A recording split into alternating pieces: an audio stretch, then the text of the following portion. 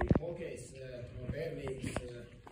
Hokejam es arī veltīju savu daļu laiku, pa lielam bija dzīves sadalīt divās daļās. Bija hokejs, treniņi un, protams, skola. Bet viņi visi bija, abi kopā vienmēr bija saistīti, jo pirmkārt mums hokejā neviens neļāva trenēties, ja mācījāmies skolā, jo neviens treners negrib strādāt, lai tomēr ne gudriem sportiskiem, tāpēc skola bija ļoti svarīga. Līdz 9. klasei mācījos kārtīgi un ļoti daudz, bet pēc 9. klases, diemžēl, es jau devos iedot pasauli 15 gadu vecumā, devos prom uz ārzemēm spēlēt hokeju un turpināju apvienot mācības ar hokeju. Vidusskolu pabeidzu, teiksim tā, atrodoties ārzemēs, atbraucot mājās tikai varbūt 2-3 nedēļas gadā. Es pabeidzu vidusskolu šeit, visus eksāmenus nokārtoju. Tad bija tāda drusku pauzīte, jo hokejs paņēma lielāko dzīves daļu, nācās diezgan profesionāli spēlēt. Bet tagad atkal atgriežos skolā, mācos par treneru un tās mācības nekur nepazūd. Visu laiku ir jāmācās. Un tad karjeras sākums, hokejs sāku spēlēt 10 gadu vecumā. Un 15 gados jau devos prom uz ārzemēm spēlēt. Un tad 2-3 gadi bija tādi ļoti svarīgi manā karjerā. Pamanīja mani Ziemeļamerikas skauti, nodraftēja Nacionālajā hokeja līgā, kas bija tāds bērnības sapnis un droši vien katrs hokejas sapnis. Tad sākās tas lielais ceļš un cīņa par izdzīvošanu lielajā hokejā, profesionālajā, līdz saviem tiem sapņiem. Un, protams, ceļā tā foršākā vieta, kur spēlēt pašam, man vienmēr ir bijusi Latvijas izlase. Tas ir tāds gods un lepnums pārstāvēt savu valsti pasaules un olimpiskajās spēlēs, bet vienmēr ir patīkami būt mājās šeit izlasē kopā ar latviešiem, ar džekiem, ar ko es esmu uzaudzis kopā, spēlējot hokeju. Un tiešām tas ir tāds atbildīgs darbs pārstāvēt savu valsti. Par to mēs nesaņemam ne atalgojumu, neko, mēs to daram tīri no sirds. Un, zinot, ka Latvijā hokeju ļoti mīl, tad vienmēr mums tāda liela atbildība ir labi spēlēt, lai varam braukt mājās, vienmēr ar pacelt galvu, lai nebūtu kauns iet uz ielas.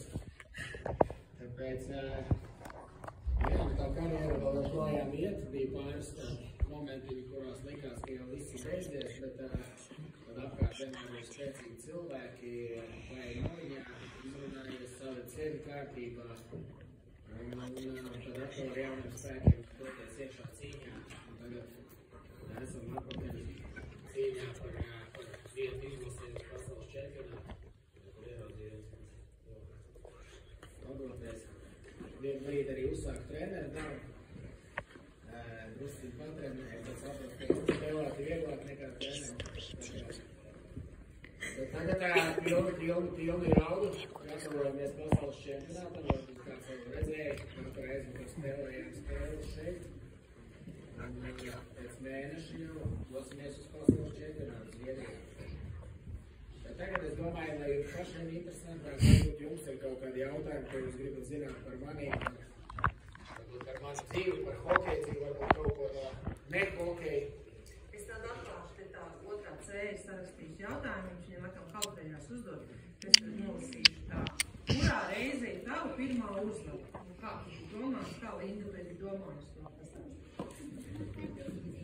Kāda bija tava pirmā uzvara? Pirmā uzvara droši vien sākoja jau kaut kur 10 gadu vecumā, kad mēs sākām spēlēt hokeju, tad tie mazie turnīriņi visādi bija un tur jau mēs cīnījāmies arī par uzvarām. Vai tu esi Latvijas labākais hokejists? Droši vien, ka ne. Ir vēl labāki. Visu laiku ir kāds labāks. Nav tikai Latvijā, kāds būs labāks. Cik tev ir gadi? Man ir 36 gadi. Kāds jautājums es gribēju? Man teica to, ka viņam 50. 36 gadi. Šausmas. Skatījos televizorā, kā spēlē Latvijas izlase, kad es biju maziņš, man ļoti patīk skatīties hokeju, un tad tēvs man aizved pirmo reizi uz hokeju Rīgas sporta pilī. Jūs jau droši vien tādu neatceraties, bet bija tāda reize, Sarajevs Rīga bija citā vietā. Un tā atmosfēra bija unikāla, un kad es biju tur klātienē, man arī gribējās būt uz Jānis un pabaudīt tādu atmosfēru. Šo jau atbildēja, kas ir grūtāk būt hokejistam vai Tā, kur viņam ir meita. Jā. Tā, cik gadus spēlē hokeju? Mēs gājām vienā korī. Pagājušajā skolā. Tik ilgi. Vai viegli spēlēt Latvijas čempionātā? 26 gadu hokejs. Latvijas čempionātā, diemžēl, pēdējā pirms 20 gadiem. Tagad es nezinu, cik ir viegli vai grūti, bet pasaules čempionātā gan ir grūti. Cik tev ir medaļas? Saskaitīt, es droši vien precīzi skaitu nezināšu visāds. Katrā posmā kāda medaļīgi ir no bērnu hokeja līdz jauniešu hokejiem un arī profesionālā hokejā pāris medaļas ir izcīnītas. Senjor. Nu tad par tām sajūtām kādas bija, kad bronzu saņēma? Tas laikam bija manā karjerā tāds spilgtākais posms, izcīnīja bronzas medaļu ar Latvijas izlasi, jo reti kurš ticēja, ka Latvija kādreiz izcīnīs medaļas, un es biju viens no tiem, kas jau sen ticēja, un tāpēc bija īpaši tāds gandarījums un lepnums, ka var pierādīt pretējo cilvēkiem, kas netic. Tas tāds unikāls gads bija, un arī tā sagaidīšana Rīgā, tas viss kopā saliekot ļoti emocionāli bija.